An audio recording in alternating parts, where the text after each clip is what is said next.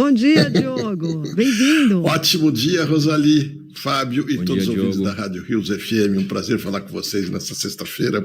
Queria estar falando com o Cristóvão para comemorar que o Vasco dele saiu da zona de rebaixamento provisoriamente, né? Pois é, esse provisoriamente, né, que é a situação. Mas a gente vai. Eu sou amiga, né, de Cristóvão e a gente torce também para o time dele, tá bom? Sem dúvida, esse o Flamengo está indo bem, hein? Obrigada, né? É obrigação dele. Tem muita grana para isso. Isso mesmo. É verdade, isso mesmo. Tem uma torcida enorme para isso também, né? Mas vamos lá, Diogo, mais um comentário político, né, nessa sexta-feira, e você ao vivo conosco, trazendo aí os destaques da política do Brasil, e continua toda a situação, né, a repercussão do relatório da CPMI do 8 de janeiro. E o caso dessa vez é que a relatora da CPMI do 8 de janeiro, a senadora Elisiane Gama, do PSD do Maranhão, agora tem escolta de 3 policiais legislativos desde a última quarta-feira, 18 de outubro. A proteção se deve ao fato de que a parlamentar estava e continua recebendo ameaças de morte nas redes sociais devido ao trabalho desenvolvido na Comissão Parlamentar Mista de Inquérito, a CPMI do 8 de janeiro, os atos antidemocráticos do 8 de janeiro. Sua opinião sobre essa escolta à parlamentar? Bom, vamos lá. Primeiro, queria fazer, se me permite, uma mínima ressalva, talvez um pouco de capricho. Eu não me encanta muito a expressão atos antidemocráticos, que virou um hábito muito grande. Porque, na verdade, são atos contra instituições. E democracia é o governo do povo pelo povo. É uma coisa que eu, inclusive, acho relativamente falha no Brasil. Acho que o Brasil tem um bom tanto de oligarquia também. O povo não é tão dono do poder assim como numa plena democracia, na minha opinião.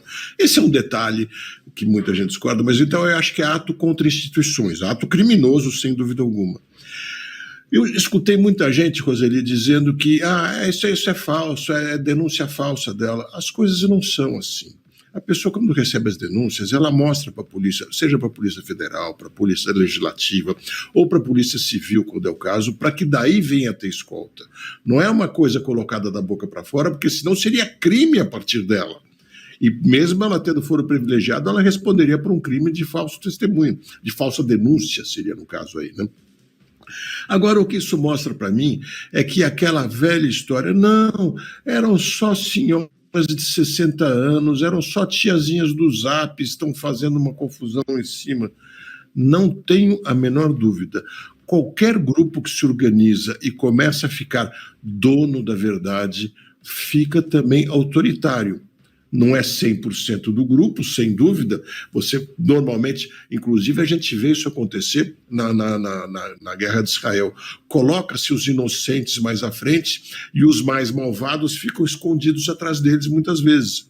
Então, as tiazinhas do Zap, muitas vezes, são escudo para uma minoria, sem dúvida, mas uma minoria extremamente agressiva e perigosa. Tanto é que a gente viu o atentado que quase aconteceu, felizmente acabaram pegando a tempo lá no aeroporto de Brasília. Isso é coisa de terrorista. Podemos ficar discutindo se as tiazinhas que estavam no quartel eram terroristas ou não, mas havia terroristas lá no meio? Havia. E que existe gente ainda pregando ódio e ameaçando de morte, como inclusive já houve um outro caso que muita gente chama de esporádico, mas aconteceu por causa dessa discussão.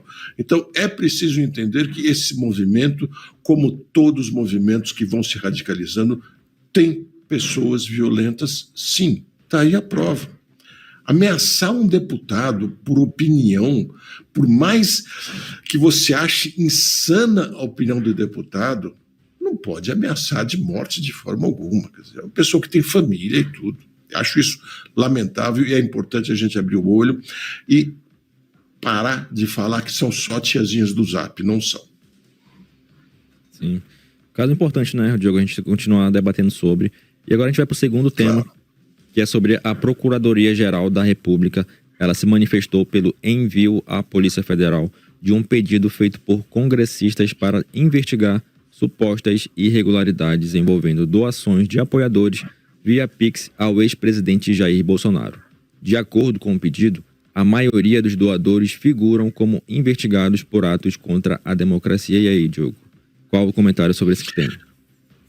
Pois é, eu volto a dizer, eu não leio exatamente atos contra a democracia, mas isso é um capricho meu, um preciosismo meu, isso é o de menos. Mas isso é importantíssimo que seja feito, inclusive lamento que tenha demorado tanto. A gente deve lembrar que até que a gente começou a tomar ciência do volume, já haviam sido depositados 17 milhões de reais e depois, segundo as notícias, passou de 20 milhões de reais de depósitos de pessoas. Então, para a gente deixar de lado essas paixões que muitas vezes nos cegam, quando a gente fala de Bolsonaro ou de Lula, os apaixonados de um lado ou de outro passam a não escutar mais. Então, vamos pensar no seguinte: imagine um criminoso qualquer, um dos piores criminosos, um traficante, qualquer coisa assim. Ele precisa esquentar o dinheiro dele. Então esse traficante pega um monte desses que chamam muito de aviõezinhos, né, esses pequenos distribuidores das drogas, e fala: olha, cada um de vocês corre por aí e deposita 3 vezes por dia R$100 na minha conta. Daqui a pouco entraram milhões na conta dele como doações, ele faz um DARF, faz um recolhimento de uma pequena quantia para legalizar, para ou pagar os impostos sobre as doações recebidas, e está tudo legalizado. Veja a gravidade que isso pode ter no dia a dia. Toda vez que acontecer de haverem depósitos consideráveis numa conta de uma maneira minimamente questionável, tem que ser investigado, sem dúvida alguma. Agora, se a gente fala, não, mas o presidente isso, mas o presidente aquilo, a gente abre o precedente para que outros casos também sejam feitos assim. É fundamental investigar claramente, principalmente porque, segundo se diz, a gente não pode ter certeza, porque são vazamentos de investigações, então a gente não pode cravar que seja ou não, mas segundo se diz, da metade desses valores haviam entrado antes dos pedidos feitos pela internet para depósitos, que foi, se não me engano, 28 de junho, a data da oficialização dos pedidos. E boa parte entrou desde janeiro. Então, como que tanta gente estava depositando o dinheiro numa conta se não havia nem a divulgação dessa conta? E mais, se está tudo certo, ótimo, sorte do ex-presidente Bolsonaro que seja investigado, porque aí ele vai poder ter, como o Aécio conseguiu recentemente, um atestado de honestidade. Quer dizer, veja que verificaram, conferiram e todas as entradas foram legais. Ótimo, bom para ele. Agora, se houver irregularidade, isso precisa ser punido, porque, insisto, isso acaba virando modelo para o crime da pior espécie, e a gente tem muito disso aqui no Brasil. Bom, Diogo, o próximo assunto trata do Senado, marcando uma discussão, né? Portanto, foi ontem, em plenário com juristas e constitucionalistas sobre a PEC que impõe limites aos poderes de ministros do Supremo Tribunal Federal. A ideia é expor críticas aos ministros por meio do debate com especialistas em direito constitucional e não apenas políticos. O autor do texto, Oriovisto Guimarães, do Podemos do Paraná, acredita que depois disso o texto estará pronto para ir à votação. Seu parecer, né, sua análise sobre essa movimentação do Senado. Pois é, não é nosso papel aqui ficar só atacando pedra em político, dizendo que políticos não prestam, que isso aqui... Nosso papel aqui é fazer uma crítica construtiva e uma análise o mais realista possível, que a gente sabe que erra muito, mas a gente procura se esforçar para fazer uma boa análise, né? Excelente medida que está tomando o Senado Federal, excelente. O assunto envolve a sociedade, envolve muitas paixões. A gente sabe que muita gente está decretando a verdade sem conhecer praticamente nada. Muitos de nós estão afirmando que é isso, que é aquilo, já condenam muitas pessoas, então é importante que a gente abra esse debate com gente que entende muito, que são os nossos juristas. Fazer uma boa bancada deles para discutir de uma maneira aberta poderá principalmente esclarecer a população sobre muitas coisas que acontecem no Supremo, que são normais e as pessoas criticam porque já se habituaram a criticar. E quando a gente procura explicar racionalmente, muitas pessoas com quem eu falo ficam indignadas. Então tem esse lado de esclarecer que nem tudo o que acontece no Senado é ruim, como em nenhum lugar tudo o que aconteça seja ruim, como também existem problemas a serem resolvidos, sem dúvida alguma. Todas as instituições nossas são passíveis de revisão, têm suas falhas e podem melhorar muito, têm seus pontos fracos, têm seus pontos a melhorar. Eu acho fantástico se reúna bastante pessoas. Espero que esse debate seja muito aberto, muito divulgado para as pessoas, para todo mundo entender, e muito esclarecedor para o Senado, de tal maneira que o Senado faça, em conjunto com esses juristas, um bom novo regramento para o STF. Porque, gente, eu vejo muitos que também defendem demais e dizem que é só mau entendimento das pessoas.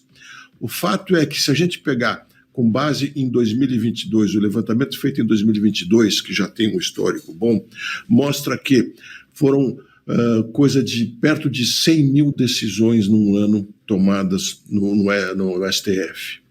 84% foram monocráticas. Claro, muitas delas são de pequena monta, de pequeno efeito, mas quando 84% das decisões de um colegiado são tomadas monocraticamente, a gente fala, algo está errado, sem dúvida alguma. Sabe, eu já vi muita gente respeitável, como o próprio Reinaldo Azevedo, dizer que os números não são esses, mas eu estou me baseando em números oficiais do Supremo Tribunal Federal. Não são números, são números que o tribunal divulgou logo após o encerramento da gestão do Luiz Fux como presidente.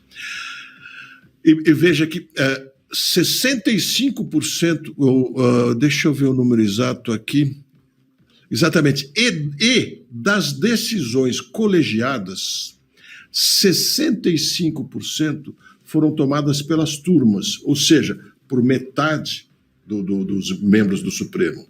E apenas 35%, um terço praticamente, tomada pelo plenário como um todo.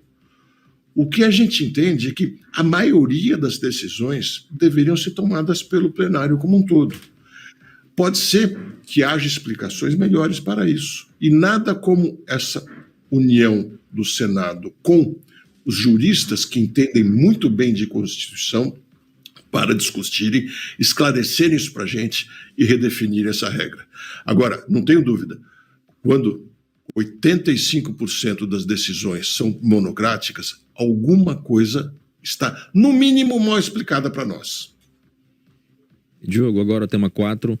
O governo Luiz Lula da Silva decidiu demitir o presidente da empresa Brasil de Comunicação, a EBC, demitiu, no caso, o Hélio Dolly, na última quarta-feira, após ele compartilhar uma mensagem no X, o ex-Twitter, que dizia que os apoiadores de Israel são idiotas. De acordo com ele, não precisa ser sionista para apoiar Israel. E isso é ser um idiota bastante. A mensagem publicada pelo... Na verdade, essa abre aspas, né? Não precisa ser sionista para apoiar Israel. Ser um idiota é o bastante, fecha aspas, diz a mensagem publicada pelo ilustrador Carlos Latuf e que foi compartilhada pelo agora ex-presidente da EBC. E aí, Diogo, qual o comentário sobre esse caso? Muita vergonha, primeiro, de ver que... primeiro, a EBC nem devia existir, na minha opinião. Mas isso é assunto para outro dia. Agora, ver que o presidente da empresa brasileira de comunicações, que faz a televisão oficial do Brasil, a rádio oficial do Brasil, a rádio do Brasil, que é tocada no país inteiro e muita gente ainda ouve, que esse presidente chega a se referir a pessoas como idiotas. Gente, o que é isso? A gente não pode se referir a ninguém dessa maneira, a não ser uma coisa isolada, específica, assim, muito específica. Eu acho primeiro, essa vergonha é muito grande, mas o que eu vejo, no fundo, é que isso é tudo. A gente assiste na vida, a vida real é principalmente um grande teatro, especialmente no ambiente político, porque ele já ia sair no dia 30. O mandato dele terminava agora no dia 30 de outubro. Ele já tinha algumas desavenças com alguns membros do Ministério. Então já estava claro que ele não ia ter o mandato dele renovado. E o que ele quis fazer, certamente, foi sair tendo espaço na mídia. não brigando com o governo, ele agradeceu o governo, mas ele conseguiu espaço na mídia, ele queria chocar, chamar a atenção, só posso ver essa explicação. Porque essa publicação que ele fez do Carlos Latuf é um chargista de origem libanesa e portuguesa, e ele é um forte defensor da causa palestina, e até aí estou de pleno acordo, faça o que quiser, tem plena liberdade. Mas ele chegou a ser classificado por algumas entidades como um dos 3 maiores combatedores do semitismo, um dos maiores antissemitas, um dos maiores antijudeus. E o que ele explicou, que ele não é antijudeu, que ele é antisionista, ou seja, ele é contra aqueles que pregam desde o século XIX a Constituição do Estado de Israel, que o combate dele é o Estado de Israel. Mas, enfim, ele virou um grande adversário da causa sionista, da causa dos judeus, da causa de Israel. Quando o presidente da EBC, em tempos que tanto se critica as fake news, pega uma charge dele e ainda emenda chamando pessoas de idiota, quer dizer, o que ele quer é mídia, ele quer chamar atenção para sair por cima, na visão dele, de alguma razão, para sair, talvez, recuperando uma visibilidade que ele não vinha tendo, ninguém sabia quem era o presidente da EBC, agora todos nós sabemos, e com isso ele talvez consiga algum espaço a mais para ser comentarista numa área mais radical, qualquer coisa assim. Fato é que a vida real nos apresenta, especialmente no ambiente político, um grande teatro. Fez isso de ato pensado para aparecer. E, Diogo, não deixa de passar pela mente da gente que ano que vem, 2024, é ano eleitoral, né? Eu não estou ouvindo. Alô? Oi? Oi. Consegue me ouvir agora voltou. Eu não estava ouvindo. Agora estou ouvindo. Desculpe. É que passa pela mente da gente que ano que vem é ano eleitoral, 2024, né? E a pessoa com um cargo tão importante desse fazer um movimento que é quase um suicídio, né? Mas pode ser também um outro tiro pela culatra, né? Pode acertar um alvo. Ingenuidade minha, eu não tinha nem pensado nessa coisa lógica. Isso, de repente, é o início de uma candidatura à vereança ou até a prefeita de uma cidade que não seja capital, alguma coisa assim. Até pode. Vamos ficar de olho. Boa observação. Perfeito. Mas pode ter muito a ver com política.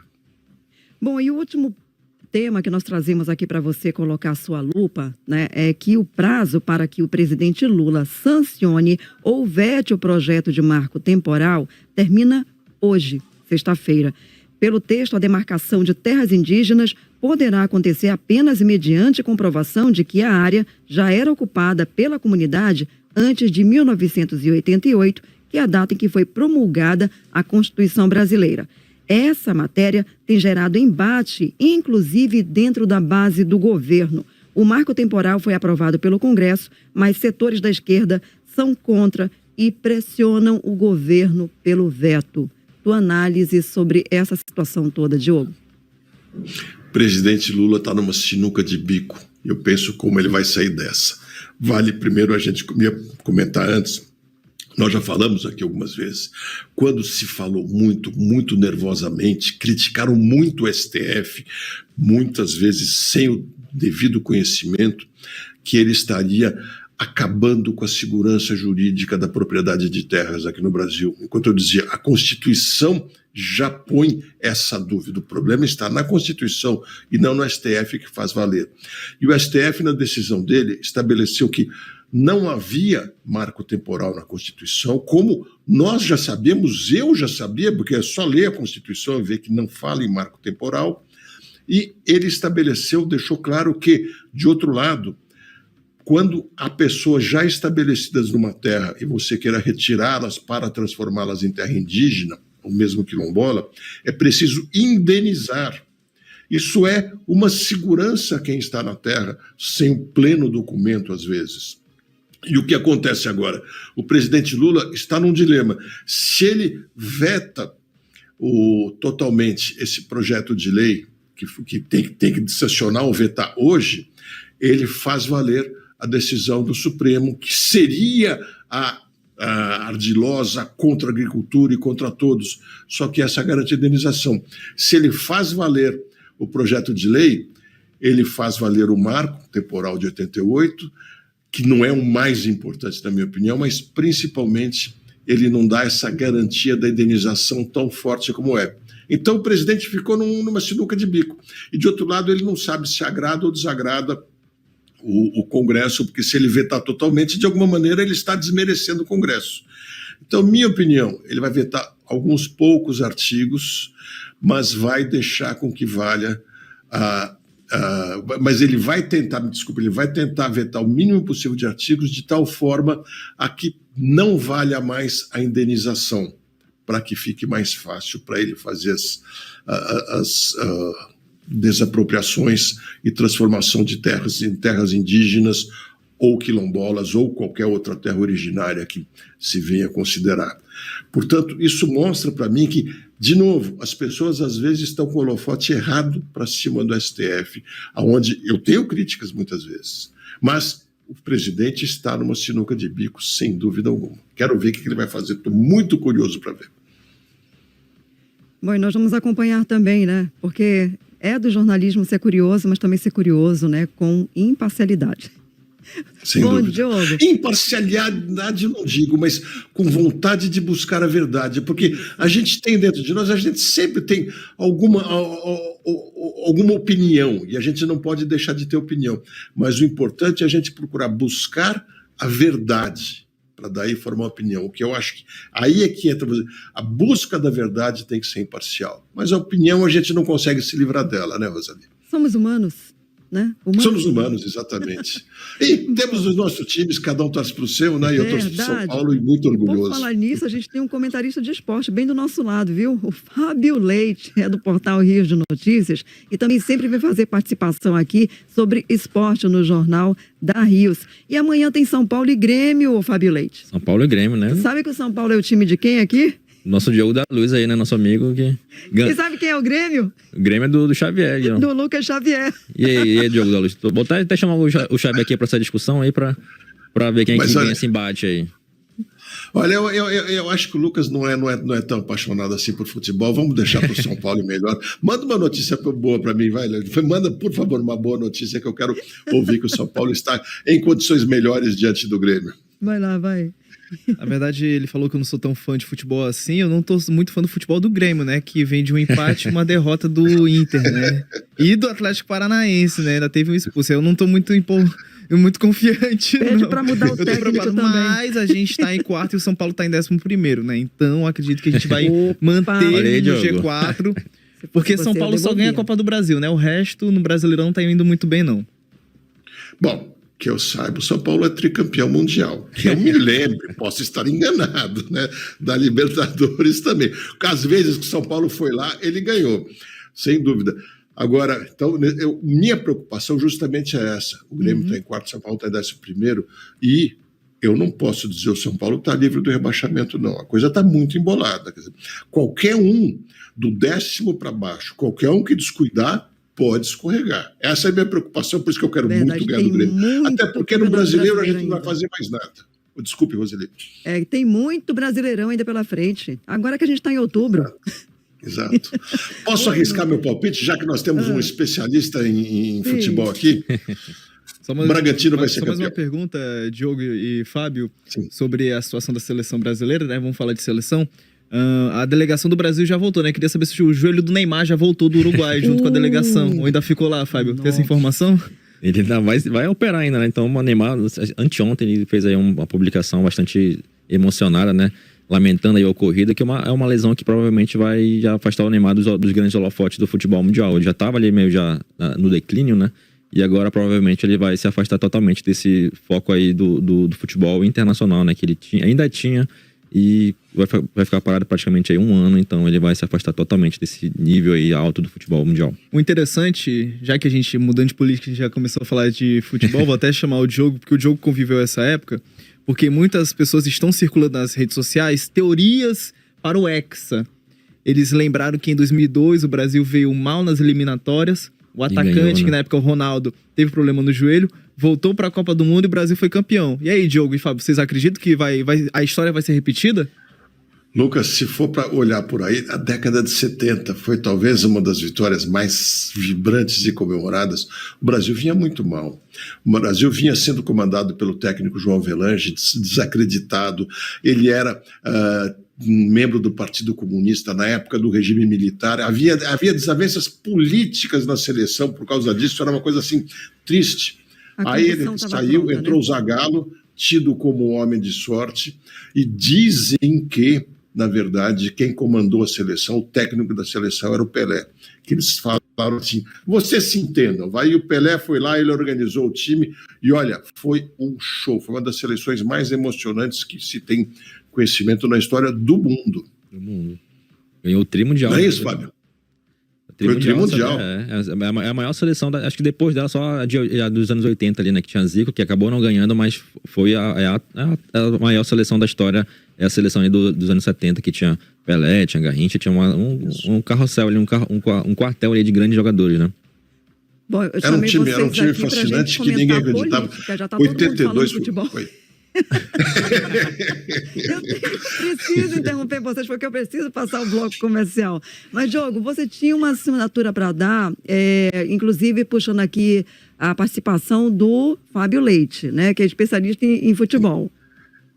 Sim. Lembra? Você ia falar? Não, eu só queria que ele me dissesse alguma coisa, se me convencesse que eu posso ficar confiante que o São Paulo vai ganhar do Grêmio amanhã. O que você tem de bom para me dizer, Fábio? Tá vendo? Lucas, me desculpe, mas é o que eu acho que vai acontecer. Só quero ter certeza. Morumbi. E aí?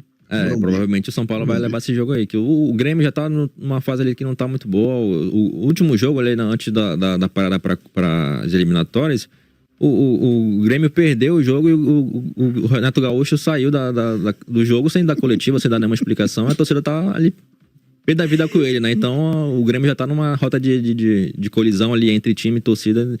E vamos ver se vai ser talvez uma chance ali pro Grêmio retomar ali as vitórias contra o São Paulo, né? Ele vai tentar retomar as vitórias contra o São Paulo, mas o São Paulo em casa ele é forte, tem um time bom, né?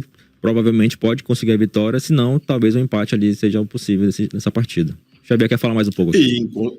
E em contrapartida, o São Paulo muito unido, tem um técnico Dorival Júnior, que os jogadores respeitam muito, a direção respeita muito, a torcida respeita muito, ou seja, o time está unido, está firme, está forte para ganhar amanhã.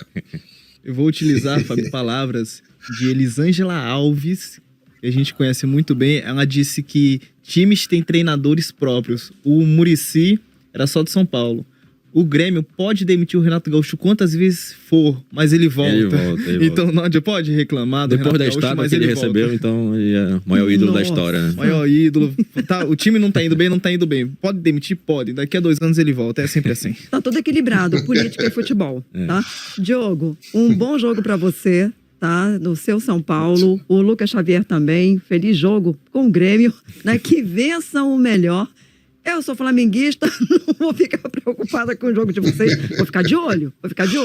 Né? Mas olha, excelente fim de semana também. Obrigada, Diogo.